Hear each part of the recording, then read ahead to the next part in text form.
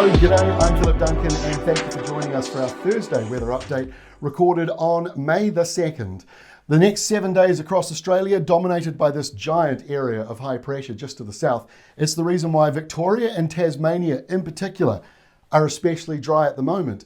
And with this system stuck here for at least another week or two, not much wet weather coming in for the southeastern corner, although just a little further north into New South Wales and some parts of South Australia, there are some downpours on the way over the next week. So it's not all dry news, but if you do live in the southeastern corner, high pressure systems like this one are keeping it, as you well know, very dry at the moment.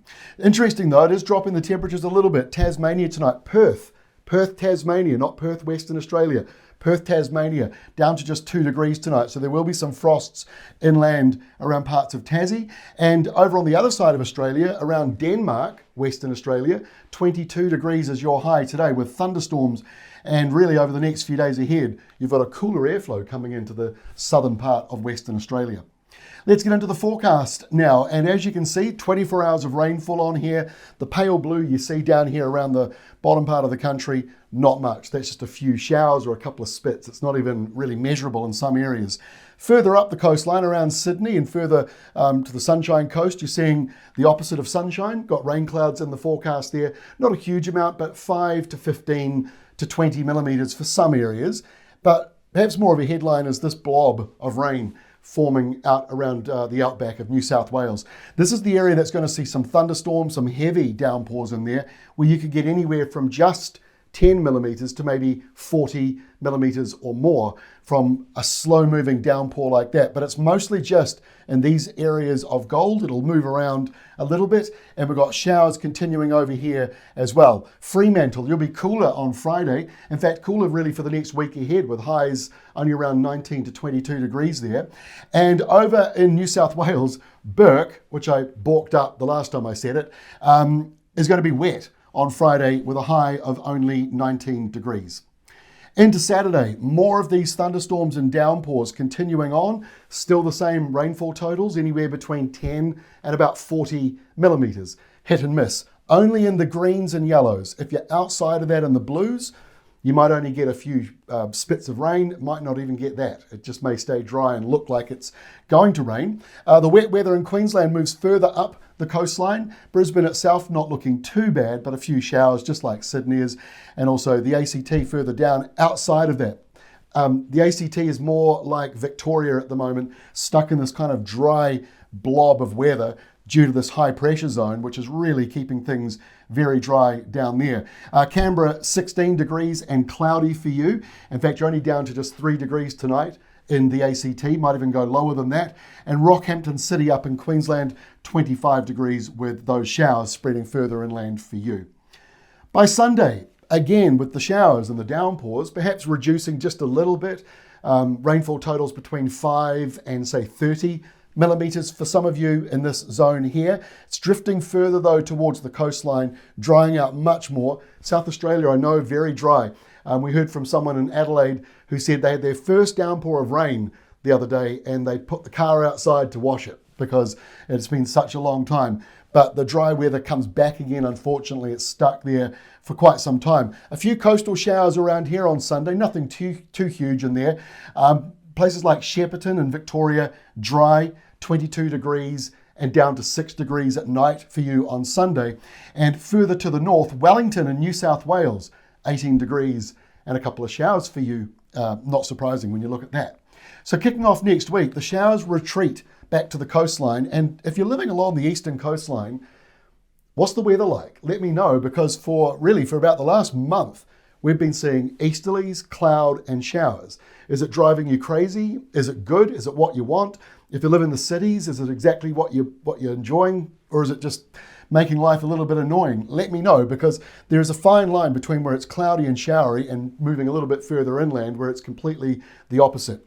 High pressure stays down here, but we do see some wet weather forming on Monday around the very south here. It's not going to go too far, but if you live in Onslow, Western Australia, further to the north, you've got a sunny 10 days coming up. Sunny along much of the coastal sides and inland parts of Western Australia, and still pretty hot for you as well. Temperatures 33, 34 degrees. Further to the south, if you're living in Port Pirie in South Australia, north of Adelaide or northwest of Adelaide, temperatures there 24 degrees on Sunday with an overnight low of 11. Tuesday, again with the showers along the eastern side, although they'll be breaking up a little bit more on Tuesday of next week. Still seeing a bit more here in the same zone. It's really been in this zone for the last, 3-4 weeks. Most of the downpours sort of north of Sydney, but south of Mackay, roughly. Some of the heaviest ones, that is. But look, mostly dry here on Tuesday. The lake's entrance, I should say, down here in Victoria, 18 degrees for you with a few showers around clearing away, and it should be very sunny for you, I think, by the time we get to Tuesday. And just a little bit further over into Bass Strait, King Island, Tasmania, 18 degrees for you and a low of 11. I mention these places because, not really because I'm being so specific about it. It's nice to mention places that aren't the main cities, but also it's more about the temperatures. So if I'm talking about it being 18 degrees here, chances are it's 18, 19, 20 degrees all around there. So that's the reason why I throw some of those temperatures at you. And as we go through next week into Wednesday, we've got a low pressure zone to the north here. It's not really going to drift down too far into the Northern Territories. Darwin's mostly dry at the moment. Katherine, 34 degrees on Wednesday, a low of 22 degrees, staying dry for you. Now, if you live in South Australia, you're probably looking at the big blue blob. Looking at the forecasts, it's very borderline. We're not seeing much in the way of rain for most places in this area. So I think keep an eye on it. Just because it looks like it's raining, it may not be. The blue here indicates a risk of showers, and even if you do get them, only talking about 1 to 5 millimeters maybe. So for now, don't get too excited about this, but I really hope that we're somewhat wrong and that this is what actually happens on Thursday of next week. It's not locked in, but if this does happen next week, more relief coming in for places like Adelaide, Port Lincoln, probably on the outer edges of it, but other places there getting some wet weather and around the Flinders Ranges as well. Speaking of the Flinders Ranges, we're going to show you that in a moment. That's our flyover of today. That area there, actually north of Adelaide, getting some wet weather in the next 7 days ahead. This is the next 7 days rainfall. Not a huge amount for most places, but in this zone here, South Australia through New South Wales, you're into the totals between 5 millimetres and up to about 50 millimetres. In fact, some areas in here, 60, 70 or more. But I'm very cautious about locking that in because all it takes is for the thunderstorm to be slightly further away the next day and your rainfall total can halve. But also some bigger totals here around Sydney or north of it, 80 to 100 millimetres, but a fine line. You drop down to Canberra and you got almost no rain in there at all, like much of Victoria further to the south, and most of West Australia also looking dry. Okay, here's our flyover for today. What does a mountain range look like when it's got no soil on it to grow trees in the bush? It looks like this. This is our place of the day today, Lee Creek in South Australia, next to the big former coal mine there, west of the northern Flinders Ranges. Your weather coming up there is the township, which I believe got moved quite recently in the last sort of 30, 40 years. 22 to 24 degrees are your highs, overnight lows 8 to 11, kind of pleasant weather really if you're honest. Mostly sunny and dry though, not surprising when you look at that, but I always love seeing the actual planet. What does planet Earth look like without the layer of earth, the layer of soil on the top? And it basically looks like that. And I think, oddly enough, it's very beautiful. That is all from me. Thanks for all the comments we get on YouTube. Thanks for the support. We'll see you again on Monday.